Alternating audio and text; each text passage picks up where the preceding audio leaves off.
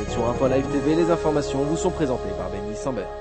Notre tsunami, c'est en ces mots qu'a décrit le président du conseil municipal d'Oum Nasser, la coulée de boue meurtrière qui a dévasté son village mardi matin. Au nord de la bande de Gaza, la localité bédouine compte ses victimes et cherche les absents. À l'heure actuelle, le dernier bilan fait état de 5 morts et de plusieurs dizaines de disparus. Interrogé par Info Live TV, le commandant Peter Lerner a déclaré qu'il était dans notre intérêt commun que le désastre soit contrôlé aussi bien d'un point de vue écologique qu'humain.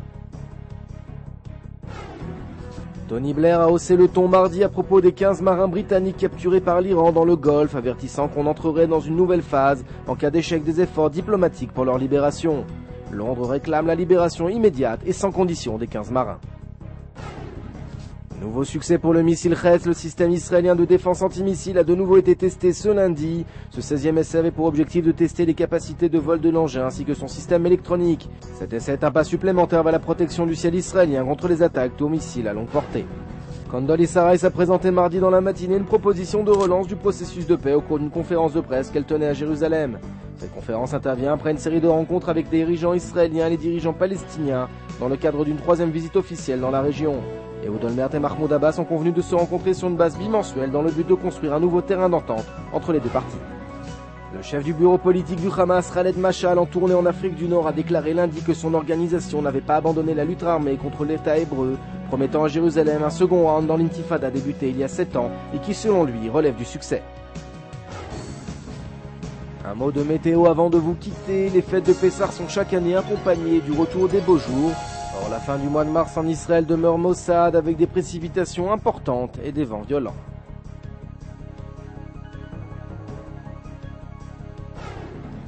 Votre programme sur Info Live TV, c'est un point complet sur la 3e tournée proche-orientale de la secrétaire d'État américaine Condoleezza Rice. Retrouvez également un document sur les boulangeries d'Israël qui se prépare à un chômage technique pendant la semaine de Pessah.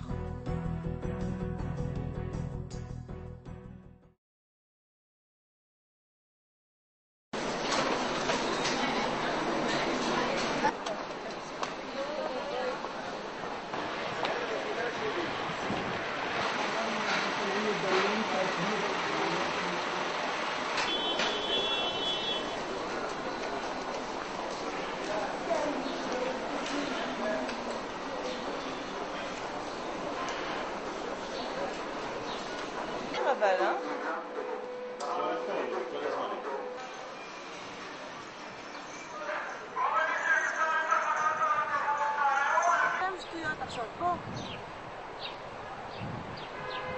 יאללה.